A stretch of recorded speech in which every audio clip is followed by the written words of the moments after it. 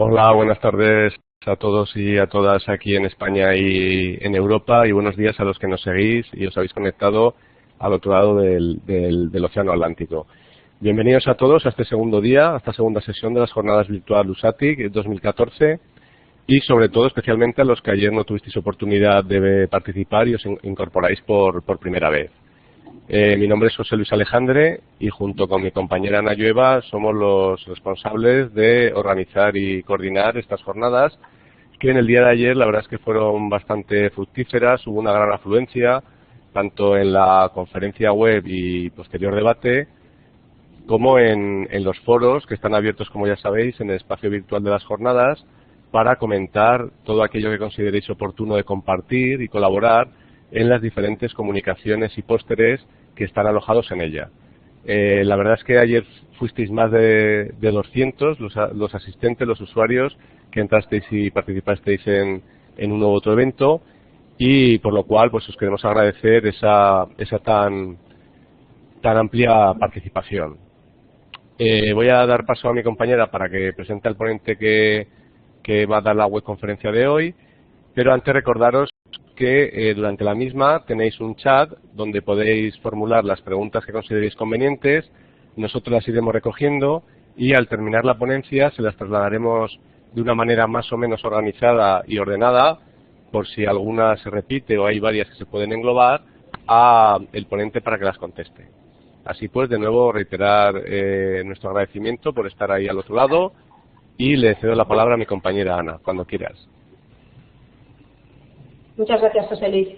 En primer lugar, pues yo también quiero saludar a todos los participantes que ya se unieron ayer a Virtual USATIC y dar la bienvenida a todos los que se encuentran hoy por primera vez con nosotros. Como ha dicho José Luis, os agradecemos la altísima participación de todos los que os incorporasteis ya ayer, también en los foros, y a todos os animo, como ha hecho él, a que sigáis colaborando, a que disfrutéis de las jornadas y a conseguir entre todos que esto sea un éxito, siempre de forma colaborativa. Desde la organización de las jornadas virtuales queremos también reiterar nuestro agradecimiento a todas las empresas y a las instituciones que han apoyado y que han hecho posible este evento, como comentábamos ayer. Y como sabéis, también vamos a contar con grandes ponentes. Les agradecemos a todos ellos su apoyo. Hoy nos acompaña Gonzalo Álvarez, que es fundador del blog El Arte de Presentar. Está considerado como el mejor blog de habla hispana en su área. Gonzalo es el director, es escritor, es conferenciante, ha sido columnista de varios periódicos, es redactor de revistas especializadas en nuevas tecnologías, es autor de varios libros en Internet y especialmente queremos destacar, en 2012 publicó un libro de mucho éxito, yo creo que un gran éxito de ventas, El Arte de Presentar. Hoy ya va por la quinta edición y le felicitamos a Gonzalo por tan magnífica obra. También Gonzalo tiene más de 500 artículos publicados y ha formado a miles de profesionales y directivos sobre cómo hacer presentaciones y cómo hablar en público, tanto en el ámbito científico como en el ámbito empresarial y en los sectores público y privado. Así que, ¿quién mejor, como veis, para hablarnos hoy sobre el tema de las presentaciones? Se lo agradecemos especialmente, ya de antemano a Gonzalo, y como todos estamos deseando poder escucharle, simplemente os recuerdo, como ha dicho José Luis, que tenéis un chat donde formular las preguntas a Gonzalo, que lo hagáis al final, las recogeremos después, y recordaros también, insistimos mucho en ello, puesto que es el vehículo, la forma de colaboración en las jornadas, que disponéis de varios foros de debate, foros generales y foros para cada una de las comunicaciones en la plataforma Cursites. Bien, pues sin más, reiterando mi bienvenida a todas y a todos, le doy paso a Gonzalo Álvarez, que sea también bienvenido, y cuando quieras, Gonzalo. Muy bien, muchas gracias Ana y José Luis, y muchas gracias a todos los que estáis ahí al otro lado. Hoy vamos a centrarnos en este tema de las presentaciones y concretamente donde nos vamos a empezar a explorar es en la cuestión de cómo podríamos atrapar la atención, cómo podemos mantener la atención de los alumnos durante nuestras clases. Yo no sé, en el caso de los que estáis ahí escuchando, en el mío yo he pasado muchos años en el sistema educativo, 2 años en preescolar, 8 años la EGB, van 10, 4 años WPICO, 14, 6 años la carrera, 20, 4 años el doctorado, 24. Yo he pasado 24 años en el sistema educativo español y ¿sabéis cuántas clases he recibido sobre cómo hablar en público? ¿Cuántas horas han dedicado mis profesores a ayudarme a mejorar mis presentaciones? Absolutamente cero. No sé cuántos estáis en mi misma situación, imagino que la mayoría. El problema está en que luego salimos al mundo educativo, al mundo profesional, y tenemos que hacer presentaciones, tenemos que hablar en público. Da igual en lo que trabajemos, si somos profesores, si somos médicos, abogados, ingenieros, empleados de marketing, tenemos que hablar ante una persona, puede ser un cliente, puede ser tu jefe, puede ser una entrevista de trabajo, tendremos que hablar ante un pequeño grupo de personas, puede ser una sala de reuniones ante un equipo de trabajo o puede ser una sala de juntas ante una junta directiva. O también, en otros casos ya tal vez más raros, tendremos que hablar ante un gran auditorio, 100 personas, 1000 personas, y aquí estaríamos hablando más del científico que da conferencias, de la persona que participa en eventos o del director que hace presentaciones multitudinarias ante todos los empleados de su empresa. En cualquier caso, ya sea ante una, 10 o 100 o 1000 personas, hablamos en público y nadie nos ha preparado. Claro, cuando vamos al mundo real y tenemos que hablar en público, normalmente lo que hacemos es recurrir al PowerPoint. Y como tampoco nadie nos ha ayudado, nos ha explicado cómo crear las presentaciones en PowerPoint, lo que solemos hacer es llenarlas de texto, ahí volcamos todo el contenido, todas las tablas, todos los gráficos, absolutamente todo.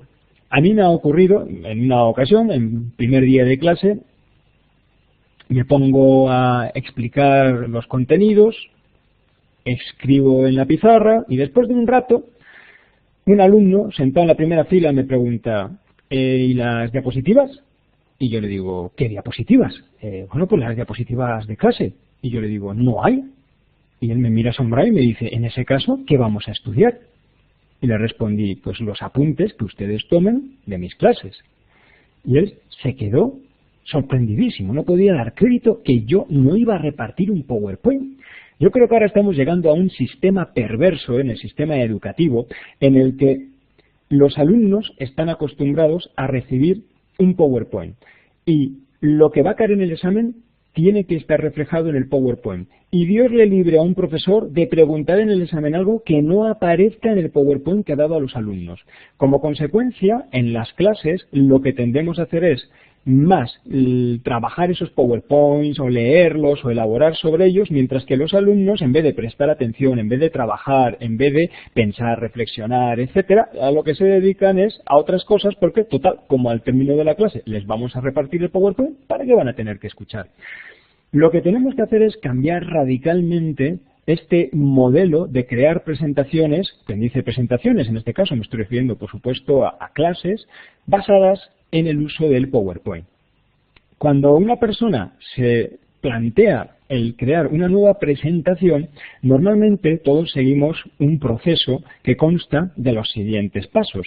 En primer lugar, lo que deberíamos hacer es planificar la presentación, plantearnos quién es la audiencia, qué es lo que necesita escuchar del profesor, en qué está interesada, cuáles son los objetivos del profesor para la asignatura, para la clase particular, para sus alumnos, de qué medios dispone, en fin, toda una serie de preguntas que luego vamos a ir explorando en más detalle. La segunda fase sería la estructura de la presentación.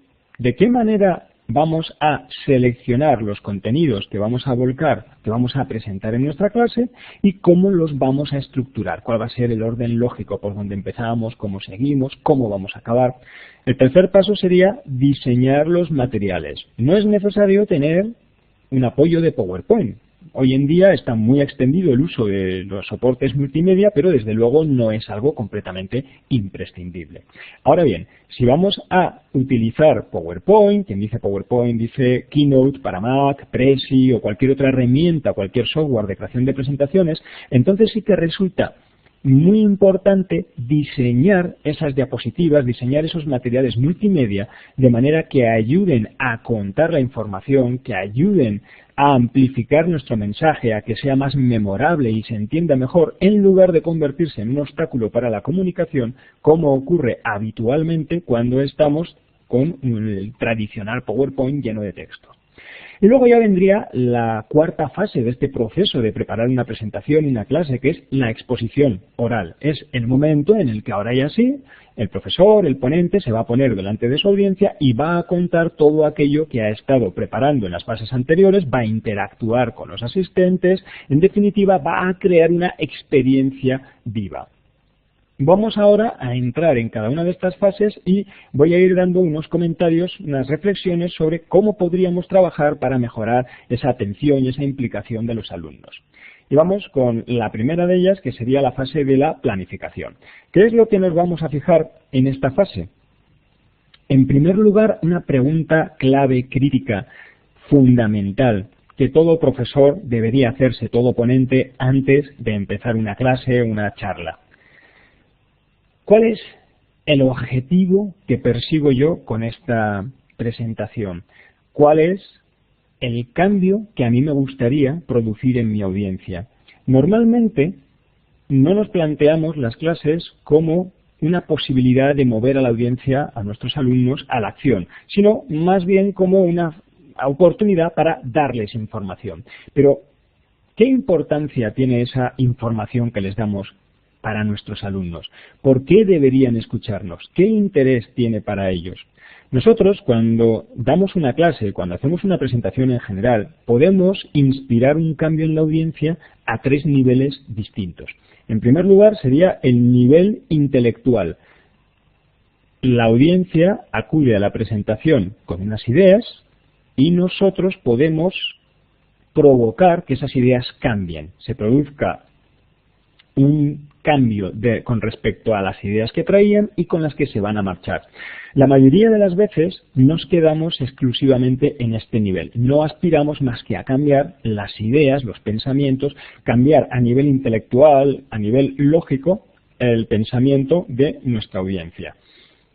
También podemos inspirar un cambio a otro nivel, a nivel emocional. ¿Cuáles son los sentimientos que trae la audiencia? ¿Qué siente con respecto a este tema? En algunos casos será meramente aburrimiento, indiferencia o desidia. En otros casos, dependiendo ya de la asignatura, si tiene que ver más con ciencias humanas, ciencias políticas, ciencias sociales, ya traerá cada uno sus prejuicios, traerá sus creencias preestablecidas y tendrá una opinión fuerte sobre ella. Estarán a favor, en contra, estarán unos airados, otros estarán frustrados por lo que se presenta. En definitiva, también es una manera, un cambio que podríamos buscar operar al nivel de las emociones, de los sentimientos.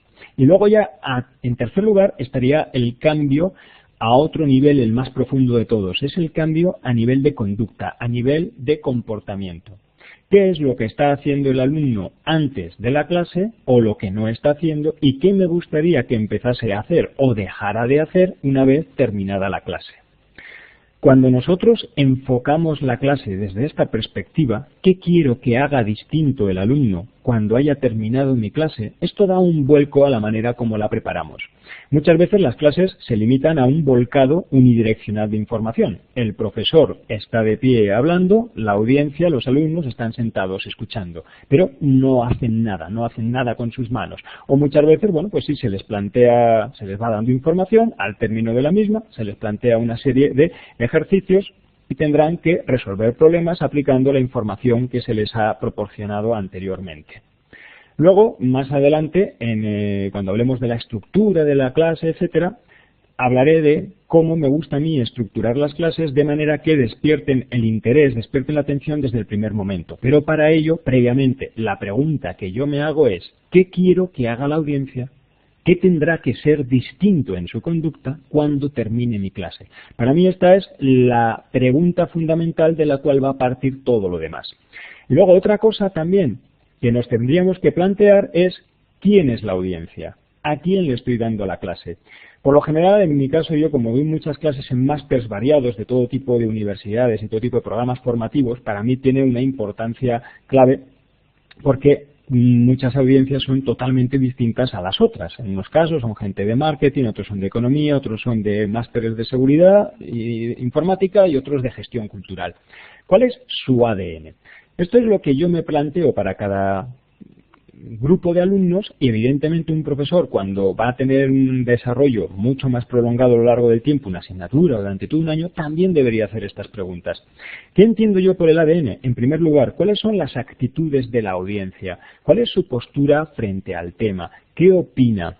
¿Qué ideas preconcebidas trae a la clase? ¿Cuál es su conocimiento previo? En definitiva, ¿cuál es la motivación para atender a la clase, para asistir?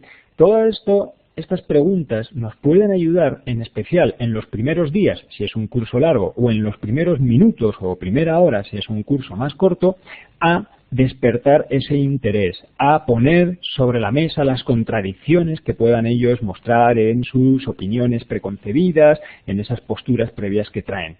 Luego estaría la D. La D hace referencia a la demografía. ¿Quiénes son? ¿Qué saben sobre el tema? ¿Cuál es su perfil? ¿Cuál es su edad? ¿Cuál es su número? Obviamente una clase no se enfoca de la misma manera. Si tengo 6 alumnos que si tengo 60, habrá que efectuar muchos cambios. Tengo que adaptar el nivel de lo que yo estoy explicando, obviamente, a los conocimientos previos que traiga la audiencia. En definitiva, conocer, investigar esta demografía de los alumnos me permitirá seleccionar los contenidos, ajustarlos a su nivel de conocimientos y, en especial, la N, ajustarlos a sus necesidades. Esta es para mí la letra más importante. La mayoría de las veces un alumno no encuentra ningún interés en las asignaturas que les impartimos. Ellos piensan, bueno, a mí esto, ¿para qué? Si total no me vale para nada. Y la única motivación que suelen tener para atender es aprobar. Esa es única y exclusivamente. ¿Qué necesita el alumno? ¿Por qué tendría que interesarle lo que estoy haciendo? ¿Qué pregunta trae a la clase? ¿Cuál es su problema que con lo que yo le explico podría ayudarle a resolver?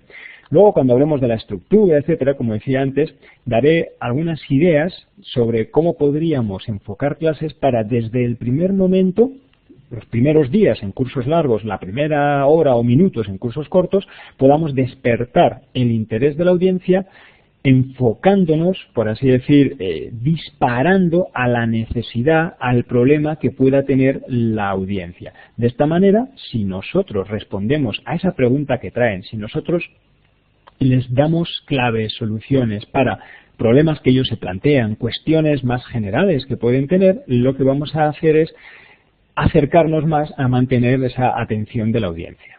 En definitiva, nos tenemos que plantear siempre ante cada clase, si es distinta, ante cada grupo de alumnos para una asignatura, cuál es este ADN, cuáles son sus actitudes, su demografía y sus necesidades. Y luego ya en tercer lugar estaría el mensaje. ¿Qué es lo que les quiero contar? Aquí solemos pecar de dar demasiada información.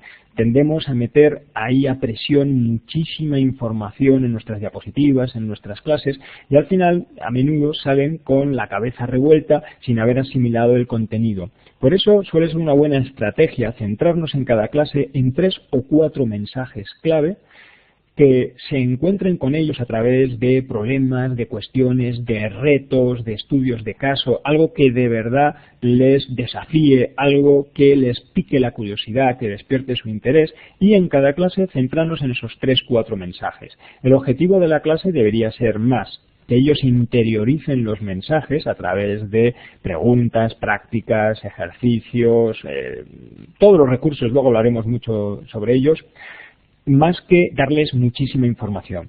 Esta información se puede dejar en PDFs, en libros, en documentos, en una página web. La clase es un acto vivo, ahí lo que tendríamos que hacer es trabajar con ellos, picarles la curiosidad, despertarles el interés. Y sobre todo no ser demasiado ambiciosos, no querer dar demasiado contenido, cubrir demasiada materia en una sola clase. Y luego hay que tener en cuenta circunstancias como cuándo va a tener lugar la clase. No es lo mismo estar a las 9 de la mañana, están despiertos, que a las 2 de la tarde cuando se van a ir a comer, o a las 8 de la noche en clases más tardías. Hay que cambiar actividades, recursos para que estén más pendientes, que, en fin, mantengan mejor la atención. Luego hablaremos de ello. cómo es la sesión, cómo está orientada, la formalidad, cuánto tiempo dispongo. No es lo mismo una clase de 1 hora que una clase de 2 horas. Normalmente, cuanto más larga es la duración de la clase, más difícil es mantener su atención, su interés. Y luego, otra cuestión que nos deberíamos plantear es el lugar. No todos los lugares son adecuados para todos los aprendizajes. Idealmente, el lugar debería parecer o debería ser lo más parecido posible al lugar donde luego va a aplicarse ese conocimiento. Por eso en las universidades contamos con laboratorios, lugares en los que podríamos tratar de imitar esas condiciones. Hay aulas en las que a veces pues no están las condiciones favoreciendo el aprendizaje. El modelo de aula suele ser hileras sucesivas, lo cual no permite o no facilita el trabajo en grupos. En fin, dependiendo de las posibilidades que nos ofrezcan las aulas que tenemos a nuestro alcance, podríamos siempre tratar de hacer alguna reorganización del mobiliario, etcétera, para favorecer en la medida de lo posible la asignatura que vayamos a dar. Y luego ya por último, esto ya es una cuestión más para cuando tenemos un grupo potencial de clientes. No voy a centrarme ahora cómo seleccionaríamos a ese ponente. Vale, pues después de responder a estas preguntas, que habría que hacerlas siempre al principio de la asignatura o en el caso de asignaturas más breves, en másteres o similares, pues deberíamos hacer antes de cada clase, ya pasamos a la estructura y aquí es donde me voy a detener más.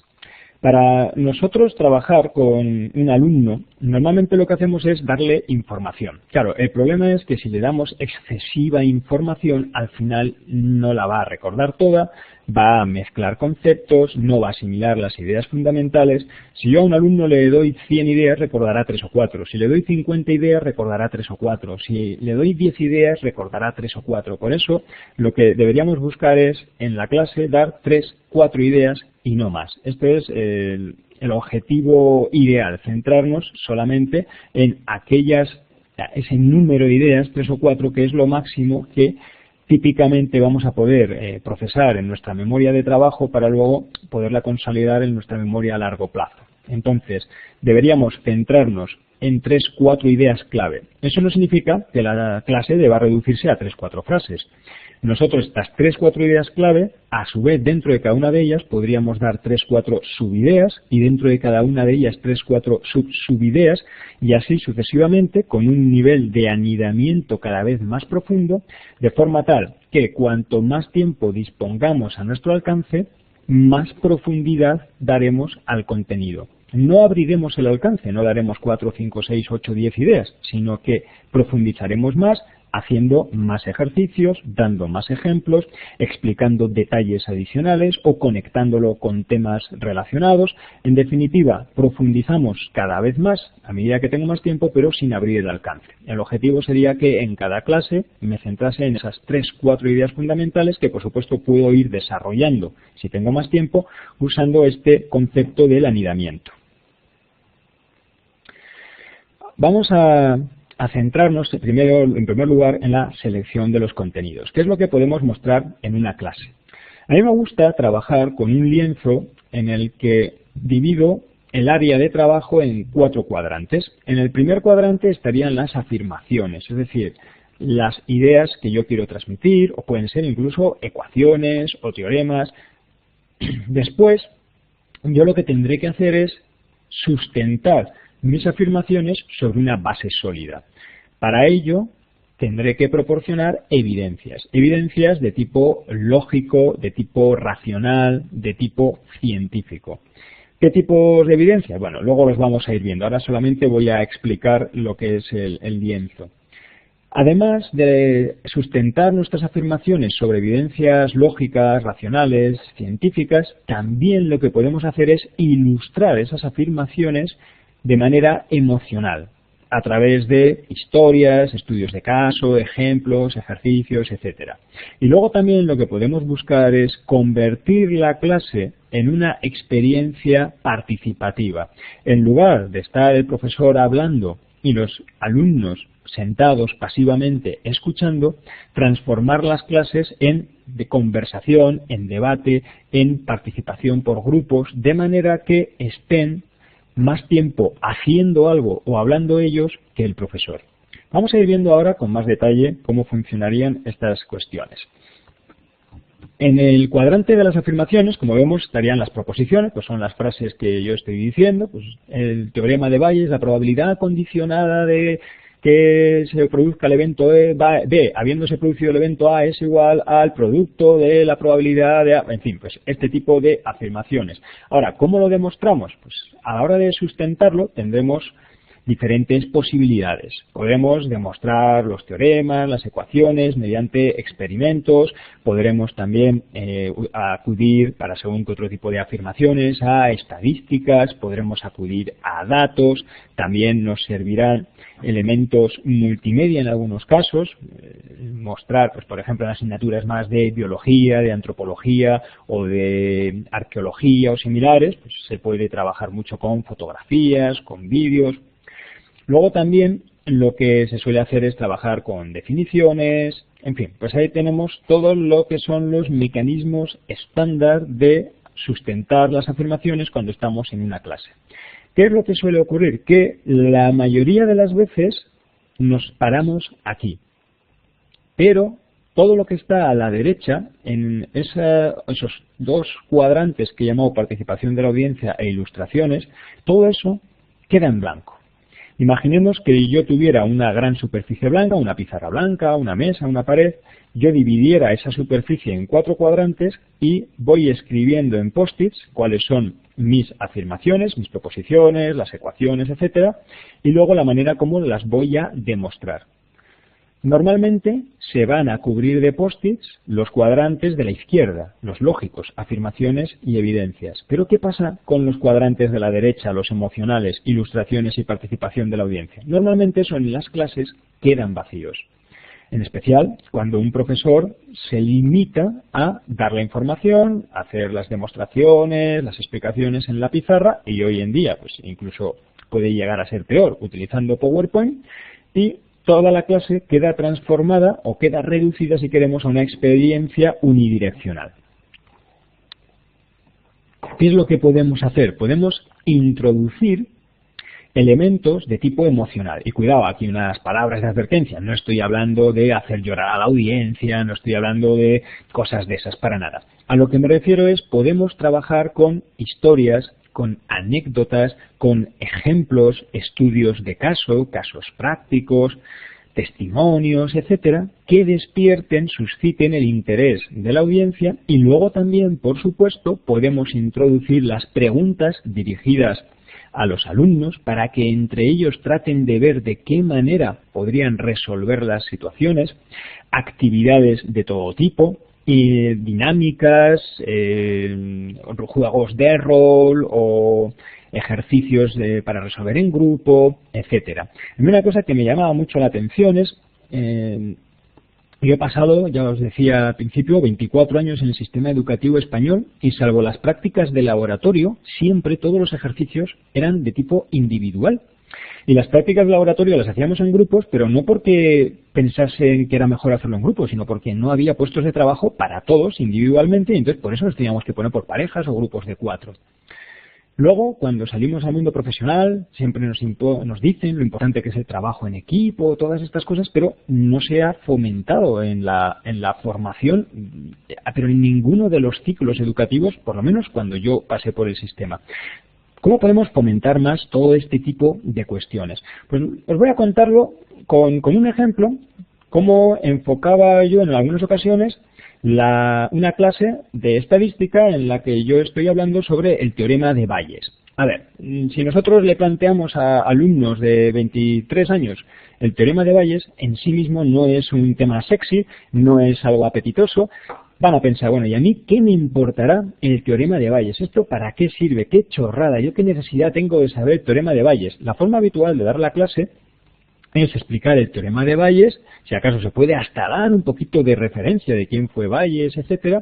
Luego se nos da el famoso teorema, se hacen un par de ejemplos en la pizarra y a continuación se les dan ejercicios a los alumnos para que vayan resolviendo, aplicando la fórmula, a ejercicios que pueden ser cada vez más fáciles, más difíciles, así. En concreto, pues yo cómo enfocaba esta clase. Pues la manera de arrancar la clase era, yo llevaba 3 cajas, y en una de las cajas yo tenía metido un donuts.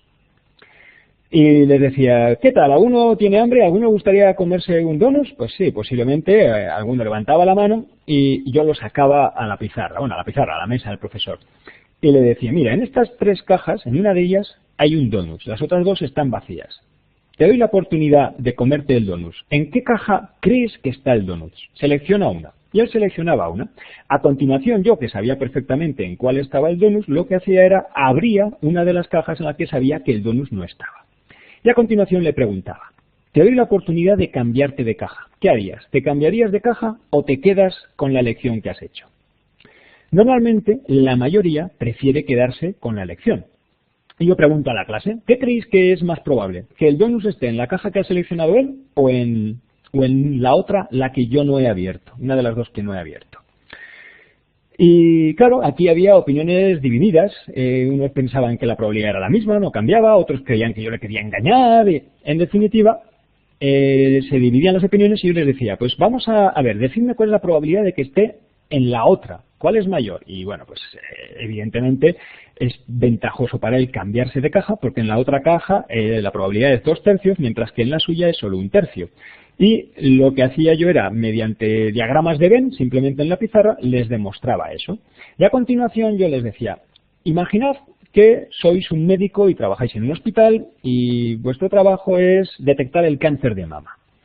Pues han comprado una nueva máquina, un escáner, que es capaz de detectar el cáncer de mama en el 99% de las mujeres que lo tienen, pero falla en el 1% de las mujeres que no lo tienen. Ahora llega una mujer a tu consulta. Pasas por el escáner a la mujer. El escáner da positivo. ¿Cuál es la probabilidad de que tenga cáncer de mama? Y les ponía en grupos a trabajar en calcular esa probabilidad. Primero de todo yo les daba una trampa, porque falta un dato que es la tasa base. Es decir, el tanto por ciento de población que tiene cáncer de mama. Algunos se daban cuenta que faltaba información, la solicitaban y yo les daba el dato de la tasa base. Estupendo. Seguían trabajando y con diagramas de Venn única y exclusivamente siempre había un grupo que llegaba ya finalmente a la solución. Les pedía que explicasen a toda la clase cómo habían llegado a la solución y luego les felicitaba porque acababan de descubrir por sus propios medios la formulación del teorema de Bayes. Es decir, a partir de problemas que son de su interés, que tienen una ejecución lúdica y que les pueden de alguna manera llamar la atención, estamos hablando de médicos que mandan a quimioterapia a mujeres que no tienen cáncer de mama y que a lo mejor algunas van a morir como consecuencia de un tratamiento que en absoluto necesitaban por una mala interpretación, un desconocimiento de la estadística, se daban cuenta a través de este tipo de problemas cómo era importante el conocimiento de Bayes. Y luego, por otro lado, también lo que descubrían era que cuando se ponen a trabajar con herramientas muy sencillas a su alcance, eran capaces de en este caso, deducir una ecuación o una fórmula como la de Bayes. A partir de ahí, muy contentos, yo les explicaba nuevas aplicaciones del teorema de Bayes, en concreto este era un curso, era de un máster dentro de seguridad de la información, cómo podemos aplicar el teorema de Bayes al cálculo de probabilidades de spam en el correo electrónico, al cálculo de probabilidades de archivos de virus en sistemas informáticos, etcétera. De manera que el enfoque que yo seguía aquí era despertar la curiosidad, el interés a través de preguntas, juegos, plantear problemas de la vida cotidiana que tienen una importancia vital, de hecho, literalmente de vida o muerte. Ellos, sin que yo les diera ninguna indicación, eran capaces de deducir la ecuación y luego, una vez que ya habían hecho todo ese proceso, es cuando yo les daba los problemas sobre los que tenían que trabajar. Entonces, de esta manera, lo que buscamos es transformar la clase más en una conversación, más en un debate en el que los alumnos, por sus propios medios, son capaces de deducir muchas cosas. Por supuesto, la labor del profesor es estar ahí para ayudar, para seguir guiando luego en el desarrollo de nuevos ejercicios. Pero a mí, desde luego, lo que siempre me ha gustado es tratar a los alumnos como personas con una gran inteligencia, una gran capacidad, y eso a ellos también les motiva muchísimo y se entregan mucho más cuando se sienten así tratados y cuando van tomando conciencia de las posibilidades que tienen. Porque todos podemos aprender unos de otros y yo, dando clase, hoy es el día que sigo aprendiendo numerosas cosas de los propios alumnos.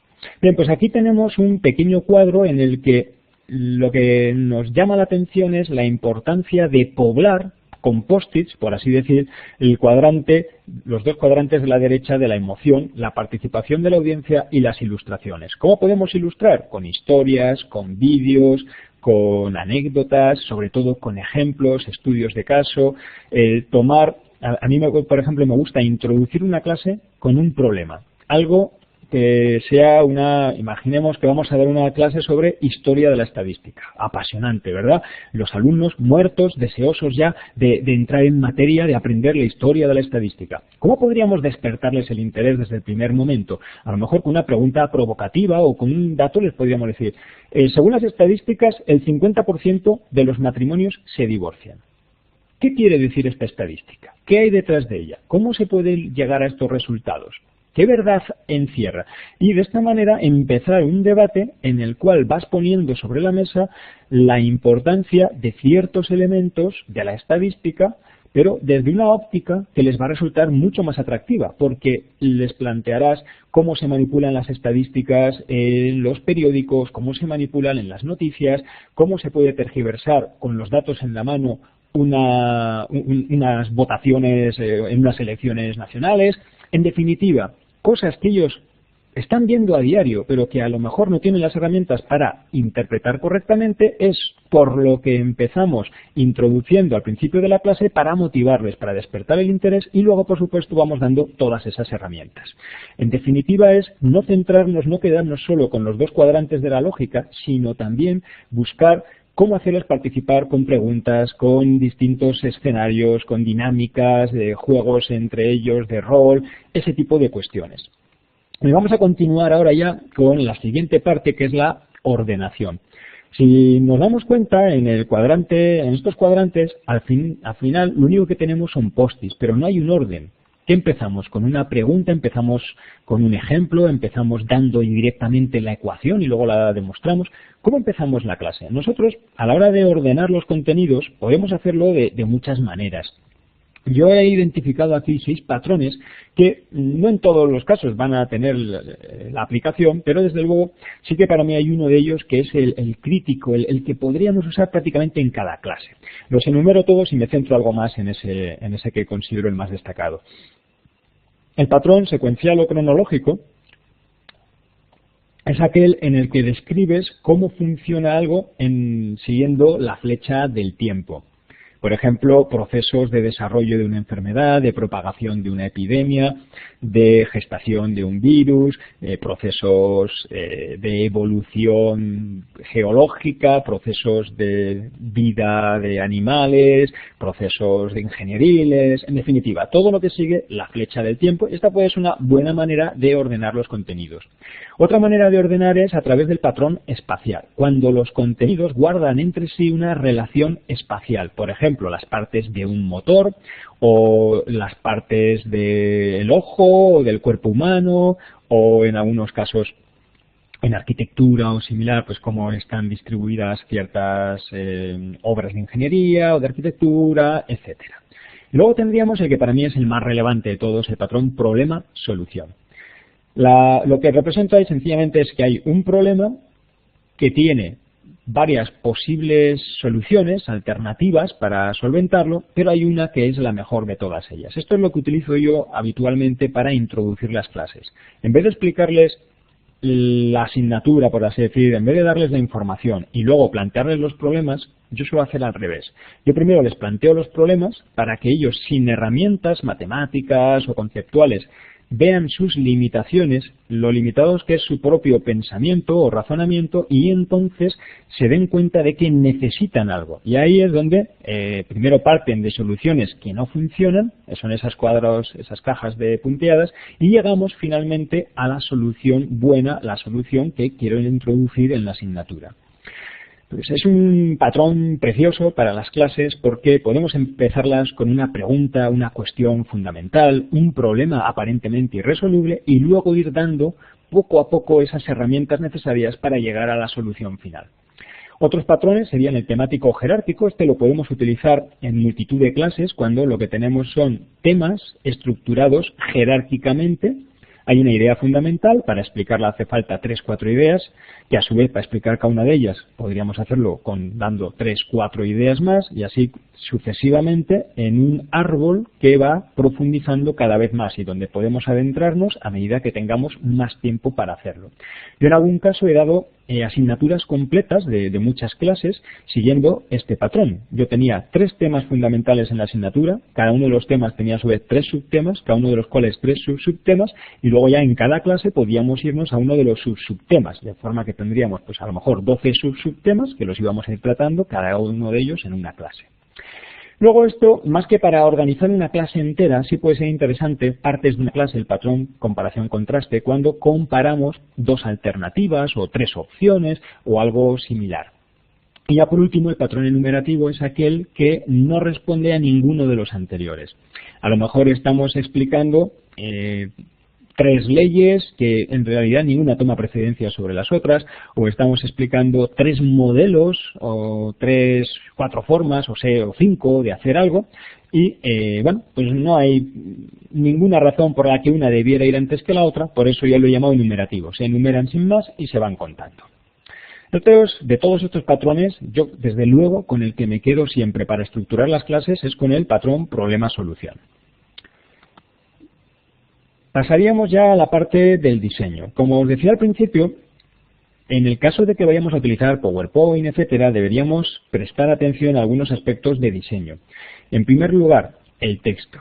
Las diapositivas deberían contener el menos texto posible.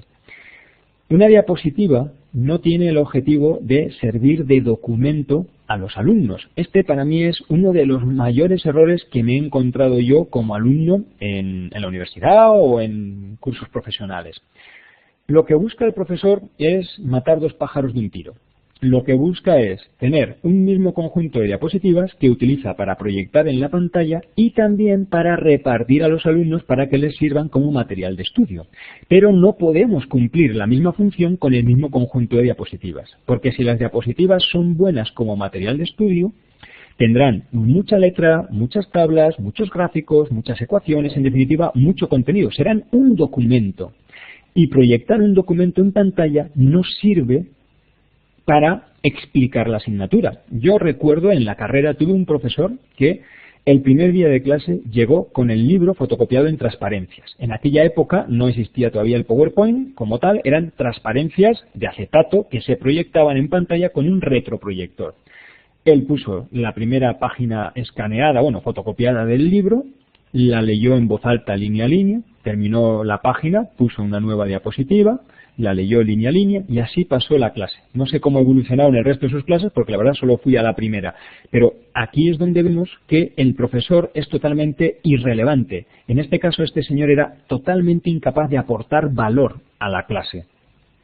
Para poder aportar valor, las diapositivas no deben tener el texto. ¿Qué debería tener una diapositiva? Vamos a pensar, cuando yo estoy dando la clase, si yo solo dispusiera de mis palabras y de la pizarra con la tiza, ¿hay algún momento en el que mis palabras no alcanzan a explicar algo? ¿Hay algún momento en el que hay un diagrama, hay una animación, hay una fotografía, hay un vídeo, hay un gráfico de datos que me ayuda a contar mucho mejor lo que estoy explicando? Entonces ahí es donde entraría en juego las diapositivas. Yo recuerdo en el instituto, ya en las clases de arte, nos íbamos a una sala especial donde había un proyector de diapositivas, pero diapositivas de las de toda la vida, de las de fotografía con el carrusel ahí. Porque para arte nos querían enseñar el Partenón, las Cariátides, y obviamente donde mejor lo veíamos era en fotografías. Hoy en día abusamos en exceso del PowerPoint, volcamos demasiado texto innecesario. La audiencia no puede leer y escuchar a la vez. Si están leyendo la diapositiva, no pueden escuchar las explicaciones del profesor. Y lo que es todavía peor, el profesor, cuando tiene una diapositiva con mucho texto, sucumbe a la tentación de darse la vuelta y leer. Y no hay nada peor para un alumno que estar sentado en clase escuchando a un profesor leer diapositiva tras diapositiva llena de texto. Eso lo desconecta automáticamente y además, analizado fríamente, como el profesor no está aportando ningún valor, el alumno desconecta automáticamente. ¿Qué deberíamos poner entonces en las diapositivas? Poco texto, ecuaciones, cosas así, y sobre todo imágenes. ¿Qué tipo de imágenes? Fotografías, cuando tenga sentido, porque ayudan a explicar lo que estamos contando. Por ejemplo, si yo estoy explicando cómo se hace en el preoperatorio, cómo hay que introducir una jeringuilla para abrir una vía en el paciente, etcétera, esto con fotografías puede quedar reflejado magníficamente. O si estoy dando clases de biología o de algo relacionado con la fauna, la flora, etcétera. En fin, habrá multitud de asignaturas que no sean tan abstractas como las matemáticas, donde las fotografías tienen perfecta cabida. También podemos introducir aquí los diagramas, y aquí me refiero a cuadrados, círculos, flechas, rombos, ese tipo de diagramas que son muy fáciles de hacer y que nos ayudan a estructurar la información, que nos ayudan a mostrarla de una manera que sea más fácilmente entendible por la audiencia. Y luego, finalmente, otro tipo de imagen que es típica en una asignatura, realmente en cualquier asignatura, son los gráficos. Gráficos circulares, de barras, de líneas, de histogramas, scatterplot, diagramas de dispersión, diagramas de antena, de radiación, diagramas de araña, en fin. Todos los tipos de gráficos que nosotros nos podemos encontrar en nuestras presentaciones también son un candidato ideal para ir a una diapositiva de PowerPoint.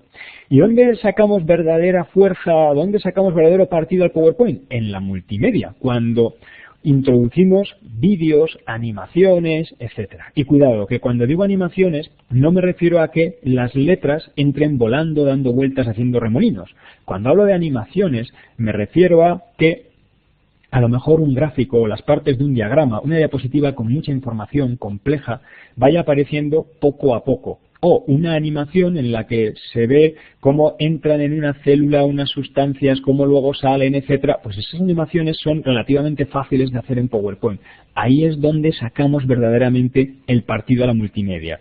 Utilizando vídeos, utilizando sonidos, que en según qué asignaturas tienen todo el sentido del mundo. Si estamos hablando de Doñana, puede tener mucho sentido poner el ruido de fondo de cómo es Doñana.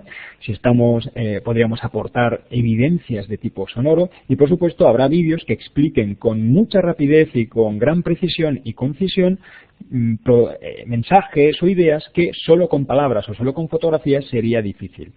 Ahí es donde de verdad explotaremos la multimedia.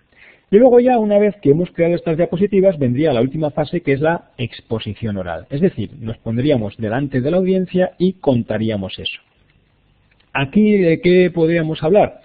Evidentemente, algo que no funciona es estar leyendo diapositivas. Entre otras cosas, además de lo monótono que es, también tiene aparejado el problema de que para yo poder leer las diapositivas tengo que darme la vuelta, dar la espalda a los alumnos mientras miro a la pantalla. Deberíamos evitar, en la medida de lo posible, mirar a la pantalla, si es posible, ni un segundo en toda la clase. En su lugar, miramos a la audiencia. Hablamos con una gran variedad de tono, de énfasis, de volumen. No hay nada más aburrido, sobre todo ya si es después de la hora de la comida, que estar escuchando a un ponente que está con un tono monótono, con el mismo volumen, hablando todo el rato igual, que parece que está sentado ahí en una cálida tarde estival escuchando el zumbido de los abejorros junto a tu oído. Y claro, cuando alguien te habla de esta manera, rápidamente induce la siesta. Tenemos que jugar con esa variedad tonal. Si introducimos ejemplos, historias, anécdotas, podemos contar nuestro propio periplo intelectual, podemos contar cuál ha sido nuestra lucha en algunos momentos con conceptos que estamos explicando en ese instante en la asignatura.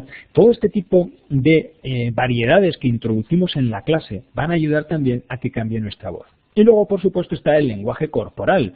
No estar sentado como un palo ahí en la silla o de pie leyendo diapositivas, interactuar más, movernos más con los alumnos. En definitiva, cuando nosotros transformamos nuestras clases más en conversaciones, en dinámicas participativas, todo nuestro lenguaje no verbal cambiará y ayudará a que impliquemos mejor a los alumnos, a que su atención esté más despierta y también nos ayudará a mantener su interés.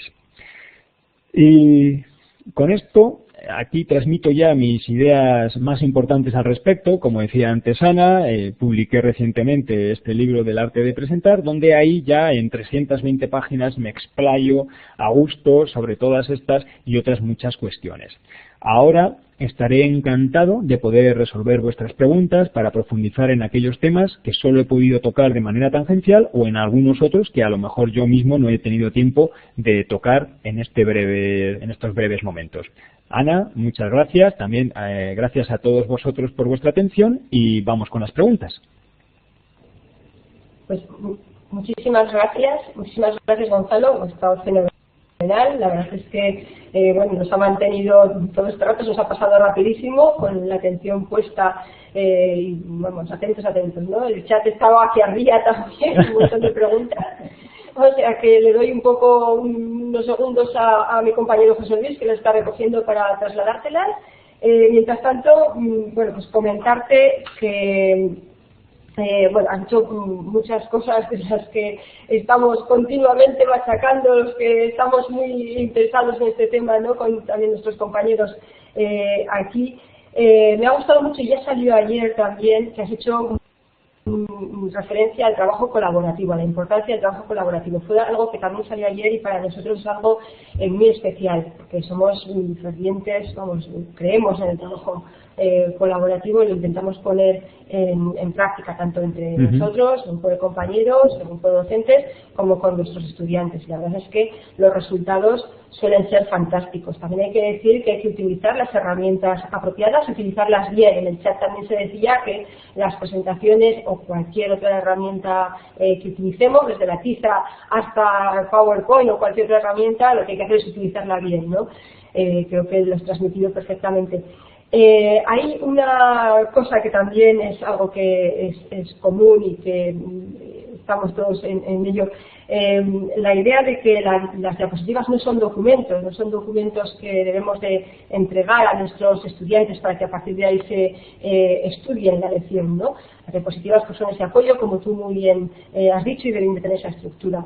Es cierto que el profesor no quiere hacer ese doble trabajo, ¿no? Quiere matar esos dos pájaros de un tiro y que le sirva un documento para todo, pero las cosas son imposibles.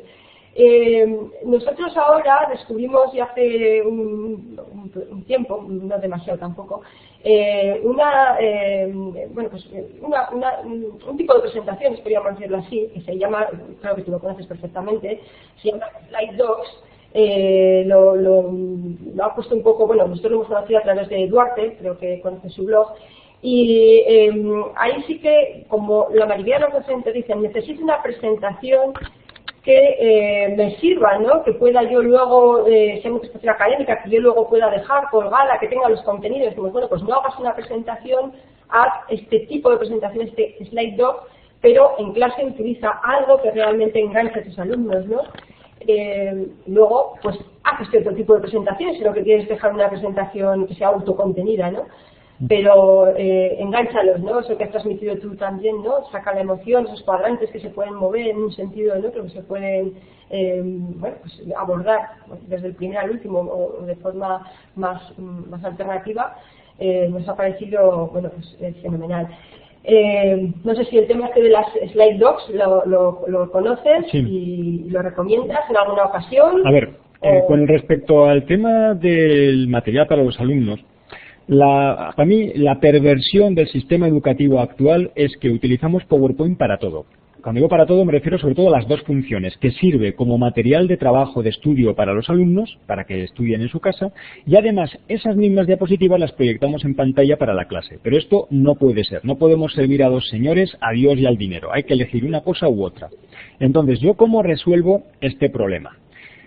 Yo siempre utilizo dos conjuntos distintos. Por un lado están las diapositivas que voy a proyectar en pantalla, que muchas veces ni siquiera utilizo diapositivas. De ahí esa sorpresa de algunos alumnos cuando vienen a mis clases que dicen, pero ¿y las diapositivas? Pero yo, sin ir más lejos, hace 2 semanas estuve dando clases en un máster de seguridad informática, estuve dando clases sobre seguridad web de aplicaciones y usé 0 diapositivas. Claro, algún alumno también se quedó ahí como, oye, ¿y luego no nos vas a dar? No hay problema, porque luego yo les doy un conjunto de diapositivas. Es decir, yo tengo por un lado lo que voy a hacer en clase y por otro lado tengo, entre comillas, el libro que son las diapositivas tradicionales llenas de texto, pero no uso en mi clase las diapositivas llenas de texto. Si luego en la clase necesito alguna diapositiva, solo muestro esa diapositiva cuando me hace falta. Si quiero en un momento dado explicar, pues si comparamos el servidor Linux con un servidor Windows, podemos ver cómo a lo largo de los años ha evolucionado el número de ataques. A ver, yo no puedo representar, mira, en el 90 estaban aquí, luego ha subido aquí, ahora ha bajado, ahora... Yo no puedo hacer eso con las manos. Ahí pongo una diapositiva. Pero luego puedo estar 20 minutos sin una sola diapositiva más. Hay de clases que tengo 0 diapositivas, otras tengo 3 diapositivas en toda la clase y en otras clases tengo diapositivas desde el principio hasta el final. Pero las diapositivas son siempre un apoyo para el profesor, para amplificar el mensaje, para que allí donde las palabras no alcanzan a contar algo, la diapositiva entra en juego y entonces los alumnos lo visualizan perfectamente. Yo animo a todos los profesores que nos están escuchando ahora a que se hagan la siguiente pregunta. Toma tu archivo de PowerPoint, coge una diapositiva de ese archivo y pregúntate, ¿esta diapositiva para quién es? ¿Para mí, para el profesor o para la audiencia, para mis alumnos?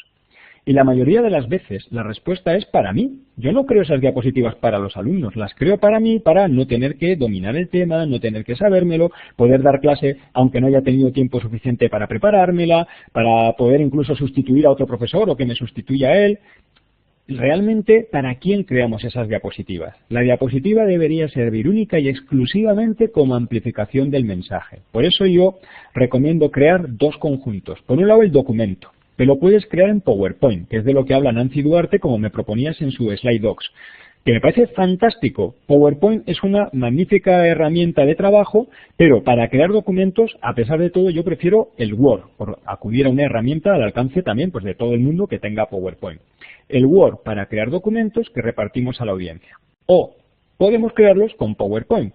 Aquí podemos recurrir a 2 alternativas. Yo unas veces lo que hago es un PowerPoint de esos llenos de texto, que es como un documento, para que los alumnos tengan, por así decir, el libro de texto de la asignatura. Y la otra posibilidad es, como todos sabréis, en PowerPoint hay un campo notas debajo de cada diapositiva. En ese campo notas yo lo que puedo hacer es escribir el texto que yo voy a decir con mis palabras.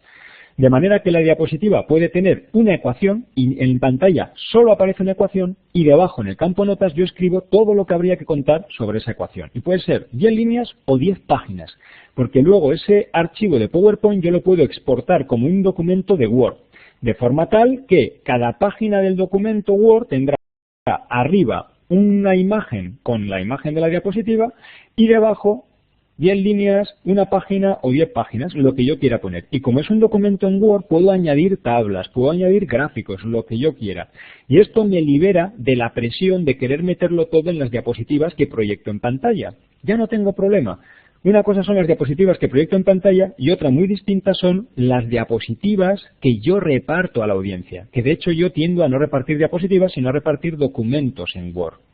Entonces esta es una solución que a mí me funciona de maravilla y yo con otros profesores con los que he hablado y lo han puesto en práctica también les va muy bien. Un PowerPoint para poner en pantalla y luego otro PowerPoint o bien el PowerPoint con las notas exportado como documento en Word para repartir a los alumnos.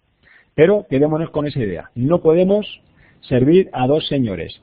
Un documento para tema de estudio, de trabajo de los alumnos y otro para proyectar en pantalla. Efectivamente, Gonzalo, totalmente de acuerdo. Hay que avisar que cuando exportas las notas del orador a Word, no tiene retorno. De Word a otra vez a PowerPoint, que nos preguntan muchas veces, ya devuelve. No. Cuando se ha acabado. Es algo que nos preguntan mucho también. Sí, muy bien. Bueno, te doy paso a las preguntas del chat, que yo creo que hay muchas. José Luis estaba con ello. Muy bien. Sí, hola Gonzalo y me uno también a... Buenas, José Luis. Como decía, me uno a las felicitaciones de Ana y de toda la audiencia, porque hay un montón de entradas en el chat, de felicitaciones, de que efectivamente predicas con el ejemplo, de que les has enganchado, de que les has tenido ahí muy al hilo, siguiendo con atención la presentación. He intentado reunir, espero no haberme dejado ninguna pregunta y si no, pues aún está el chat abierto para que vayan continúes escribiendo. Incluso hay alguno que dice que te va a llevar a Argentina. Ah, bueno, estupendo. Tengo muchas ganas de ir por allí. Todavía no conozco Argentina. Bueno, pues que tome nota, que lo ha puesto aquí, que muy bien, muy didáctica exposición y que te va a llevar a Argentina. Le tomo la palabra. En concreto, cuando hablabas de los cuadrantes de saber, querer, sentir y hacer, se han entablado aquí un pequeño diálogo que, bueno, pues ha surgido una pregunta, luego se han contestado, a ver qué opinas tú sobre el tema. En concreto, Gracia decía que si se podían introducir en las aulas esos cuadrantes que has comentado de manera desordenada, es decir, alterar el orden a la hora de impartir una sesión.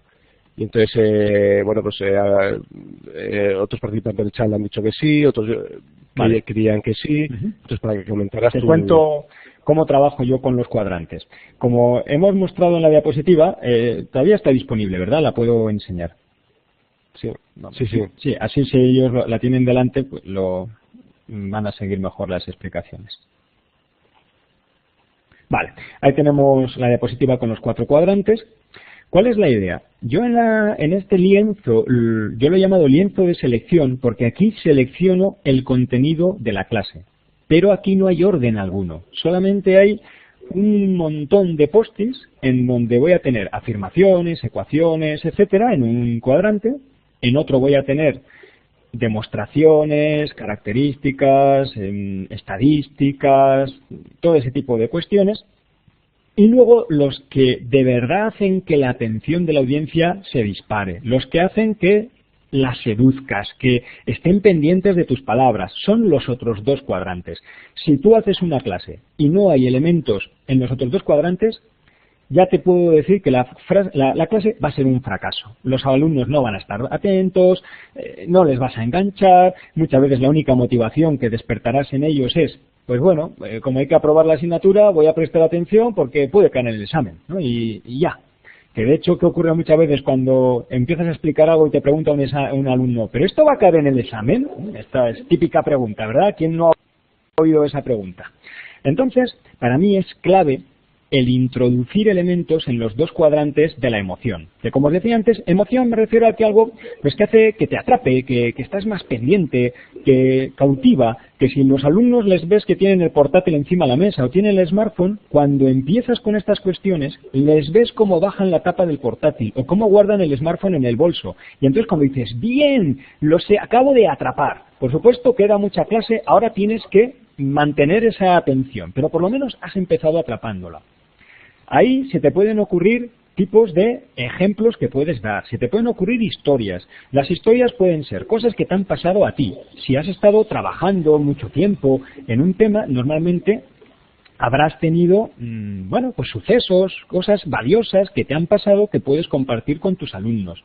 Pueden ser de otras personas que has leído en libros, que le han ocurrido a compañeros, o pueden ser incluso inventadas. Lo que importa es que las historias, anécdotas, los ejemplos, las metáforas resultan muy atractivos para la audiencia. Si alguien no ha hecho esto en una clase, yo le recomiendo que lo ponga en práctica. Cuando dice, os voy a contar la historia de cómo ocurrió tal cosa, o simplemente tú empiezas a hablar, pues el otro día estaba yo en el laboratorio trabajando hasta tarde, serían como las 11 de la noche, cuando de repente se apagaron todas las luces. ¡Pum! Ya está, todo el mundo está pendiente de tu atención. Si se estaban hablando entre ellos, ya te están mirando. Las historias tienen un poder mágico. Podemos introducirlas. Yo siempre le digo a la gente, si has vivido, tienes historias que contar. Y si no, pues has leído. Seguro que hay historias en un lado, en otro. Pues una vez que tú tienes reunidas historias, ejemplos, tal, tú los pones ahí en esos post-its. Todavía no hay orden, todavía solamente estás recopilando material. Y luego, ¿cómo puedo hacer participar a la audiencia? A base de preguntas. Uno de mis lemas cuando doy clase es, ¿para qué lo vas a decir si lo puedes preguntar? Yo, por ejemplo, estoy explicando en qué consiste una cookie. Una cookie es un elemento que hay en Internet. Ahora, si navegáis habitualmente, está últimamente todas las webs que te dicen, esta web envía cookies. Seguro que estáis familiarizados con ellas. Bien, pues yo les pregunto, ¿alguien podría definirme qué es una cookie? Y en vez de hacerlo así en voz alta, que alguien se anime, Si veo que no hay mucha participación, yo lo que digo es, tenéis un minuto para escribir en un papel vuestra definición de cookie. Y empieza ya, adelante. Escriben. Yo me acerco a uno, a lo mejor uno que ha escrito mucho, y le digo, a ver, muéstrame, ¿qué es lo que... léenos, ¿qué has escrito? Y él empieza a leer, una cookie es un archivo, y yo le paro, vamos a parar ahí. ¿El resto qué opináis? ¿Una cookie es un archivo? Y ellos dicen, pues sí, no siempre. Ah, ¿y cuándo no es un archivo? Cuando está en memoria, perfecto. Entonces, si no es un archivo y puede estar en memoria, ¿qué es? Pues igual dicen, pues es una secuencia de caracteres. Correcto, muy bien. Empezamos de nuevo. Una cookie es una secuencia de caracteres. Y el chico sigue leyendo. Que se guarda en el disco duro. Vale, para ahí. ¿Se guarda siempre en el disco duro? No, porque puede estar en memoria, Y entonces entre toda la clase, por supuesto toda la clase que quiere participar, yo no quiero engañar a nadie, yo tengo alumnos que no quieren entrar en el juego, no entran y ya está, que por mucho que haga las clases diferentes, va a haber quien no quiera participar. Pero bueno, eso nos lo vamos a encontrar siempre. Y entonces con este tipo de preguntas, que entre ellos se contestan, etcétera, al final ellos mismos llegan a la definición. Y cuando ya está la definición estándar, vamos a decir, les digo, enhorabuena, acabáis de definir cómo es una cookie. Sois unos cracks. Y ahora ya tenemos la cookie, ahora tal. Y yo continuamente les voy haciendo preguntas. Incluso cuando algún alumno me hace pregunta y me dice, pero ¿tú qué dirías que es mejor? ¿La cookie enviarla por el protocolo HTTP o por JavaScript? Entonces yo redirijo a la audiencia, bueno, ¿y vosotros qué creéis? ¿Qué haríais? ¿La enviaríais por HTTP o la enviaríais por JavaScript? Y empiezan a debatir, pues yo haría esto. Y entonces les digo, bueno, ¿qué os parece al resto hacer eso? Pues igual dice alguien, no, eso no funcionaría. ¿Y por qué no? Pues no funcionaría por esto. Y así, en definitiva, método socrático. Si esto, aquí no hay nada nuevo. Esto lo inventaron los griegos hace más de 2000 años. Y esto a los alumnos les hace estar mucho más implicados, prestan más atención, te hace más ilusión que tú mismo seas capaz de deducir las cosas. Y en definitiva, si nos damos cuenta, todo esto está en los cuadrantes de la derecha. Preguntas, participaciones, interacciones, juegos. Vale, pues yo ya tengo mi batería de juegos, preguntas, que están ahí en esos post-its. Y ahora el siguiente paso es ordenarlo. Entonces los podemos ir mezclando. Yo a lo mejor empiezo planteando una pregunta que la tienen que resolver, luego les doy yo una ecuación, les pongo unos ejercicios, a continuación luego hacemos un debate sobre de qué manera podríamos hacer mejor esto o lo otro. O sea, la idea es contar con un montón de posibilidades que yo las tengo a vista de pájaro ahí en ese lienzo, y una vez que ya tengo idea de qué puedo meter en mi clase, qué ejercicios, qué preguntas, qué historias, qué anécdotas, qué juegos, qué experimentos, etcétera, etcétera, a partir de ahí ya empiezo a pensar, bueno, ¿cómo sería mejor? Yo creo que lo mejor es por lo que os contaba antes de la estadística. Voy a empezar con lo del donuts, ¿no? Que eso les va a atrapar la atención. Pues hombre, que un profesor entre directamente regalando un donuts al alumno que adivine en qué caja está, pues quieras que no, es distinto, no es lo que está acostumbrado a ver el alumno. Pues ya los atrapas, les pones a resolver el problema, luego ya les doy la ecuación, luego, en fin. Ya voy trabajando sobre esto y luego, por supuesto, si vas a repetir la clase, aquí aplicar el sistema prueba y error. Pues tú vas viendo qué es lo que funciona mejor, qué es lo que funciona peor y, en definitiva, de esta manera vas mejorando en cada nueva clase. Por eso, los 4 cuadrantes los podemos usar. Una vez que tenemos claro qué elementos introducir en cada cuadrante, pensar cuál es la manera más atractiva de presentarlos. Y ahí pues no hay fórmulas mágicas, ahí es dejarse guiar por la intuición, por la experiencia. Es un poco casi como el escritor de novelas de misterio, ¿no? Cómo puedo ir destapando, cómo puedo ir revelando, cómo puedo ir seduciendo al alumno, cómo puedo ir despertando su interés. Poquito a poco le muestro esto, lo otro, que él descubra el resto, que él se pregunte, que él se cuestione, que él tome conciencia de la limitación de su pensamiento, de la necesidad de nuevas herramientas técnicas o conceptuales, y de esa manera, bueno, pues los vas implicando. Y sobre todo, para mí, la idea de la enseñanza no es tanto volcar, como esto decía Aristófanes, que enseñar a los hombres no es como llenar un vaso, es como encender una hoguera.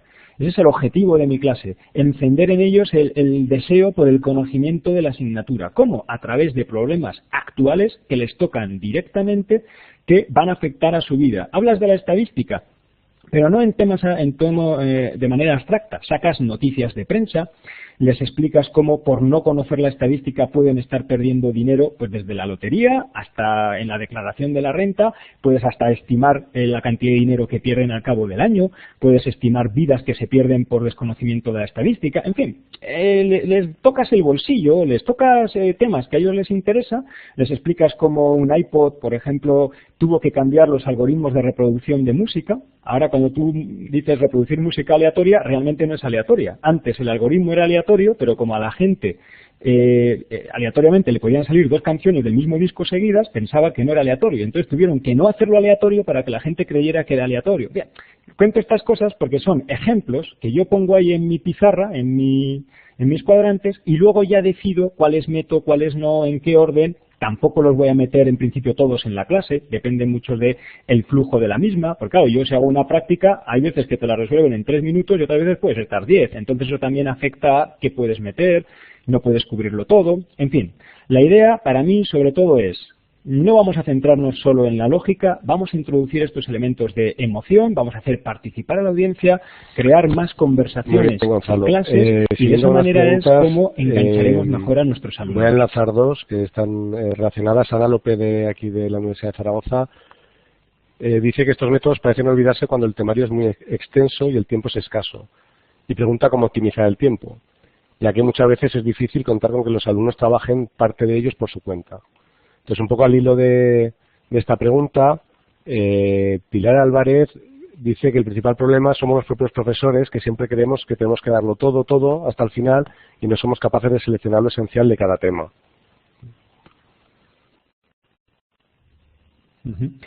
Pues yo coincido plenamente con la última aportación. Pilar Álvarez, creo que era el nombre. Efectivamente, y lo decía yo al principio cuando hablaba del mensaje, el gran error que solemos cometer es querer contarlo todo, pero ni hay tiempo suficiente ni capacidad cognitiva del alumnado que lo soporte. Lo que tenemos que hacer es seleccionar lo que vamos a dar. Pero ¿con qué criterio seleccionamos? A mí el criterio que me gusta es, yo cuento siempre con, por un lado, la clase y por otro lado, el material que luego pueden leer en su casa. Entonces, ¿cuál es mi gran arma?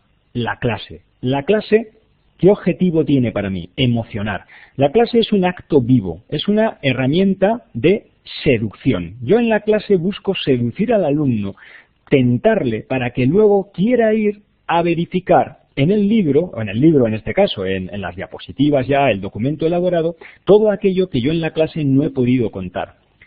Pues yo recuerdo en alguna ocasión algún profesor que me decía, claro, es que tú lo tienes muy fácil, claro, aquí los alumnos los tienes muy enganchados y les encantan tus clases porque lo tuyo es muy fácil. Tú les hablas de seguridad web, de hackers, de virus y eso es muy divertido. Si tú tuvieras que dar una asignatura de LOPD como la doy yo, entonces ahí también los tendrías aburridos como yo. Bueno, pues el caso es que me llegó el día que tuve que dar la asignatura de LOPD. Entonces, ¿cómo enfocaba yo esto? En vez de darles la ley, que este señor pues lo que hacía era diapositiva tras diapositiva, artículo 1, artículo 2 y así sucesivamente, yo lo que hacía era con preguntas les planteaba, vamos a ver, ¿qué pasaría si tú vas por la calle un día y de repente ves en una agencia de viajes un cartel anunciando los fiordos noruegos y ahí sale una foto de una familia en los fiordos y eres tú, es tu foto. Esto es un caso real, salió en la prensa. Entonces yo siempre trato de buscar casos reales. ¿Cómo te sentirías? ¿Qué tipo de reacción tendrías? ¿Qué te gustaría que le pasara a esa agencia de viajes? Pues que le caiga un puro, que tal, que cual. Vale, entonces vemos la necesidad de hacer algo con respecto a la privacidad. No todo el mundo podrá publicar cualquier cosa. Y les voy planteando casos de estos, y entonces yo les voy diciendo, oye, ¿qué habría que hacer? Pues habría que hacer una ley que regulase tal y tal cosa. Muy bien, ¿y qué más habría que regular? Esto y lo otro. Y poco a poco, por grupo, les voy poniendo a trabajar en distintas áreas. Y entonces, después del trabajo, vamos compartiendo, no, hombre, es que eso, si regulamos eso, esto sería un estado totalitario, ¿no? ¿No creéis? ¿Qué os parece eso? ¿Y qué os parece lo otro? Y entonces van creando, sin darse cuenta, la LOPD. Obviamente yo les dirijo y yo ya les encamino, porque yo ya me la sé, y hago una pequeña trampa, porque yo siempre les quiero llevar hacia la ley verdadera. La ley, la LOPD, la que está ahora mismo en vigor.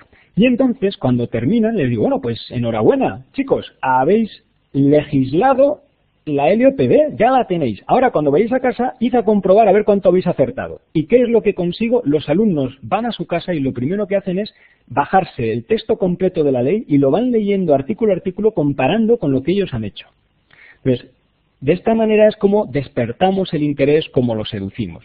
Por supuesto, habrá alumnos que pasan de todo, tal. Bueno, pues eso para mí es inevitable y es algo que no se puede hacer nada al respecto. Pero mi objetivo aquí no es contar la ley al dedillo. Yo confío en que ellos lo harán en casa. ¿Yo qué es lo que hago en la clase? Despertar el interés, suscitar, enamorar a la audiencia, seducirla. ¿Para qué? Para que vayan luego al texto. Con algunos funciona, con otros no nos vamos a engañar.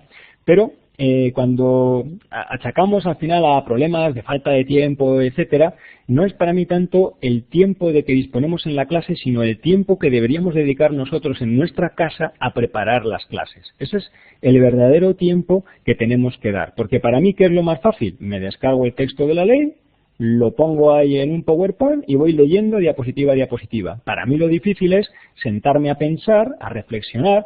Vamos a ver, ¿y cómo les puedo hacer yo atraer la atención? Pues con esto. ¿Y qué problema tal? Pues les voy a buscar alguna noticia. Ponte en Internet, busca noticias relacionadas.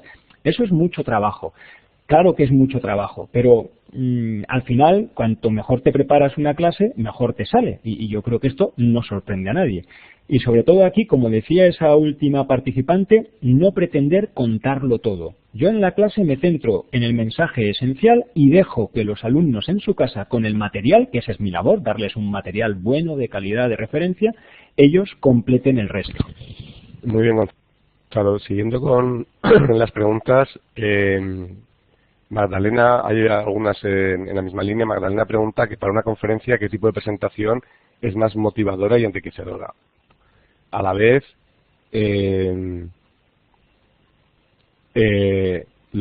Lorena pregunta que esto que has comentado es para los alumnos, y si la audiencia es un tribunal, si son válidas también las metáforas, y si es una presentación profesional, dice Dolores, es también necesario introducir esa parte de la emoción. Es decir, cuando la audiencia es diferente, todo esto que has comentado sobre las metáforas, las emociones y demás, ¿cómo se gestiona? Vale.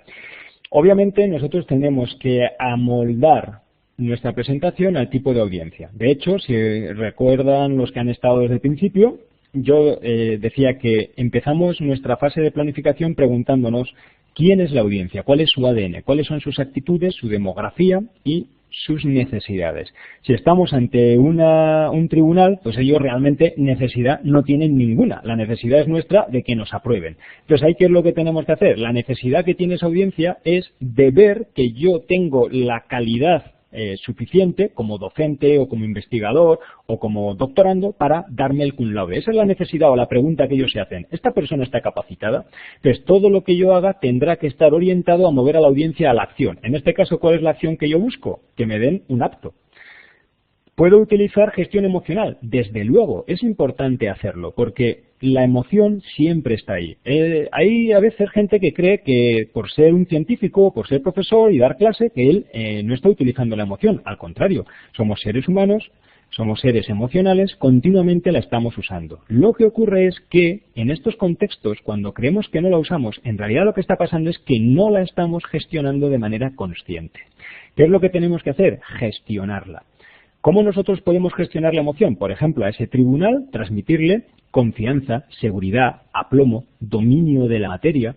¿Cómo lo conseguimos eso? A través de una estructura muy bien organizada de nuestro material, el uso preciso del lenguaje y de los términos científicos, unos gráficos claros, sencillos, que expliquen muy bien los conceptos. Utilizar, en este caso, metáforas, pues sí, puede servir. Yo en un momento dado puedo decir que Internet es como una jungla en la que, bueno, eso es una metáfora, o en un momento dado yo puedo contar incluso alguna historia.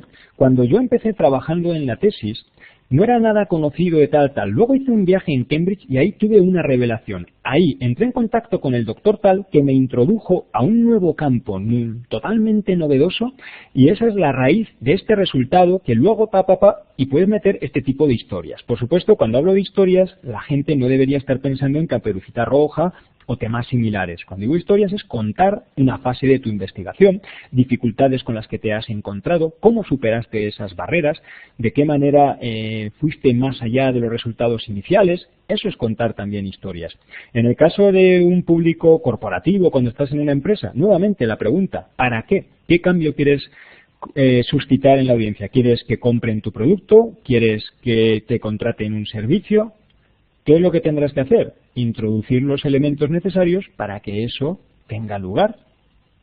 Y la otra persona, la primera, estaba preguntando que cómo haces una conferencia que sea inspiradora, motivadora. Pues ahí, ¿qué significa motivación?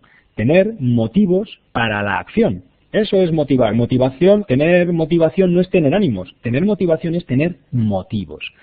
¿Qué motivos le damos a la audiencia para que haga algo?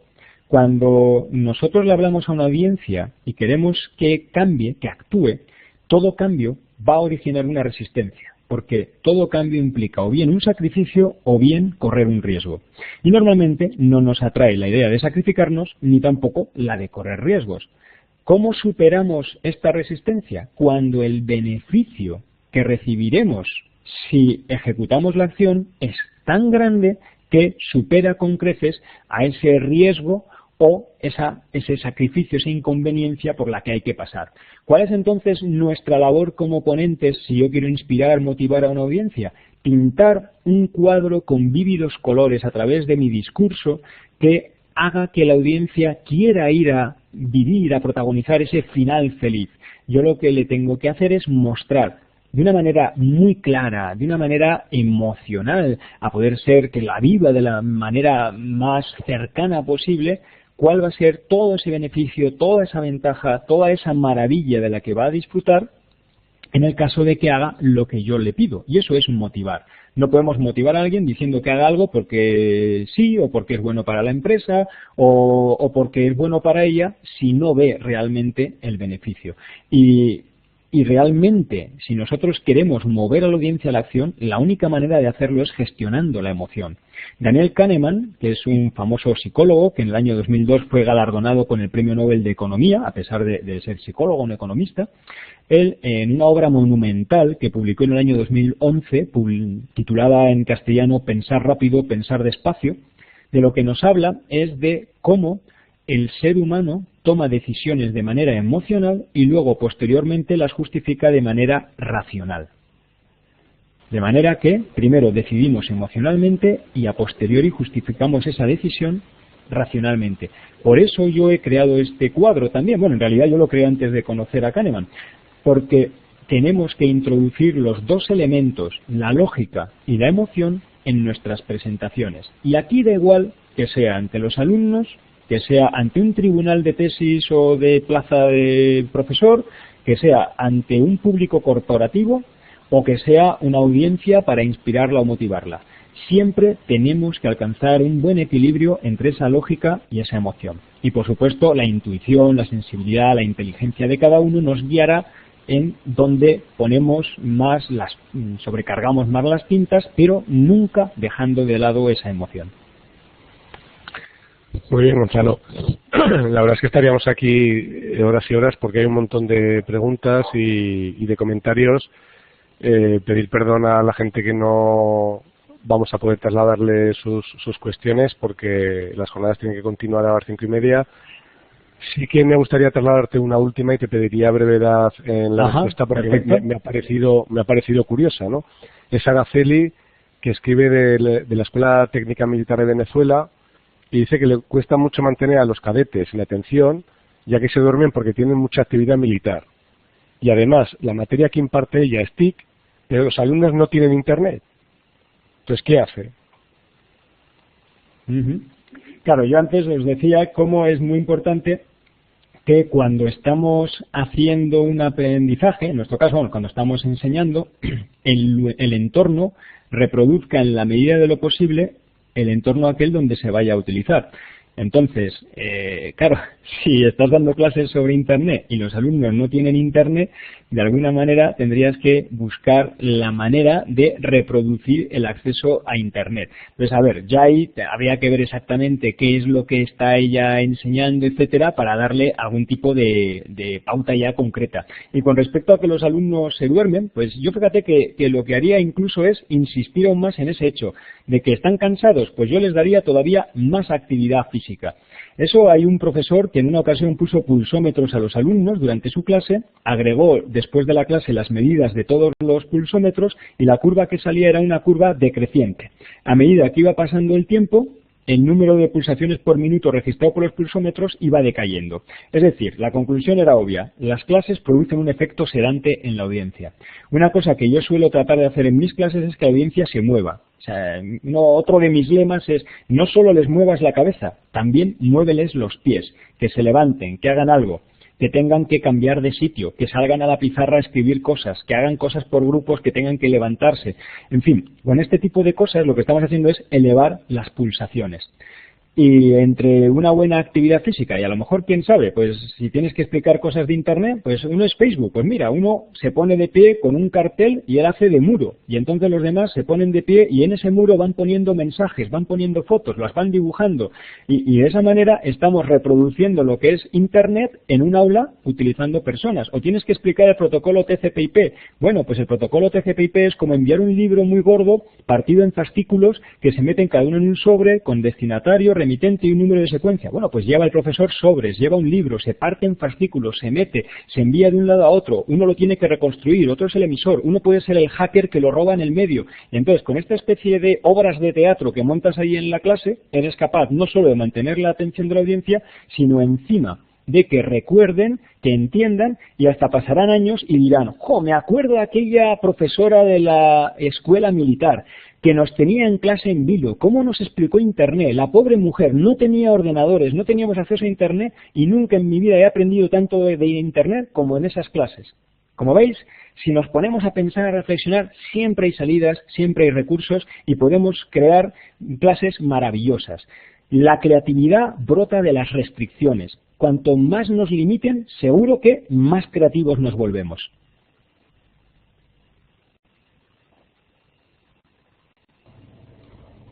Pues creo, Gonzalo, que tienes toda la razón. Se estaba riendo mucho por el ejemplo, pero es totalmente cierto.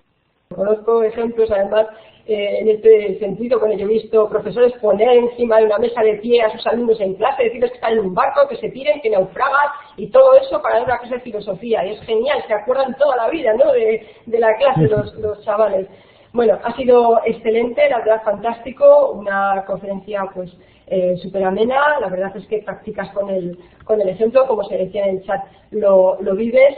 Y bueno, la pena es que tengamos un tiempo tan limitado, que tengamos que dejarlo así, porque esto da para todo un curso, como tú bien sabes. Sí. Y bueno, a ver, lo que esperamos es que pudiéramos tener en alguna ocasión posibilidad de que pudieras ir a Zaragoza, que está más cerca que Argentina, y poder disfrutar de todos estos consejos, que nos ha parecido fenomenal.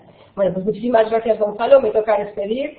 Quiero recordar a todos los participantes, darles las gracias por haber estado hoy en la conferencia y por ahora mismo ya pasar a las jornadas.